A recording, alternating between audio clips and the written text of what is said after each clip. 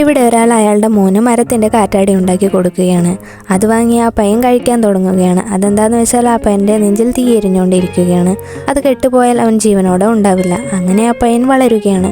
അവൻ്റെ നെഞ്ച് എരിഞ്ഞുകൊണ്ടേയിരിക്കണം. അതുകൊണ്ട് അവൻ്റെ വീട്ടിലുള്ള എല്ലാ മരവും അതിനായി അവർ ഉപയോഗിച്ചു കഴിഞ്ഞിരുന്നു. അങ്ങനെ ഒരു ദിവസം വീട് തന്നെ അവൻ കടിച്ചു തിന്നാൻ നോക്കുകയാണ്. പക്ഷെ അവൻ്റെ അച്ഛൻ വീട് നശിക്കാതിരിക്കാൻ എല്ലാ ഭാഗവും നേരെയാക്കിക്കൊണ്ടിരിക്കുകയാണ്. എന്നാൽ അവൻ വീടിൻ്റെ തൂണ് തന്നെ തിന്നുകൊണ്ടിരിക്കുകയാണ്. അങ്ങനെ തൂൺ പൊട്ടി വീട് തകർന്നു വീഴുകയാണ്. അങ്ങനെ അവരുടെ മേലേക്ക് വീഴുന്നു. അവിടെ നിന്ന് അവൻ്റെ അച്ഛൻ അവനെ രക്ഷിക്കുകയായിരുന്നു. ഉണ്ടായിരുന്ന വീട് പോലും നഷ്ടമായിട്ടും അവന് വഴക്ക് പോലും പറയാതെ അച്ഛൻ ഒരു ഭാഗത്ത് കിടക്കുകയാണ്. അപ്പോഴാണ് വീട് പോവാൻ കാരണം താനാണെന്ന് അവൻ മനസ്സിലാക്കുന്നത്. അപ്പോൾ നല്ല മഴ പെയ്യുന്നുണ്ട്.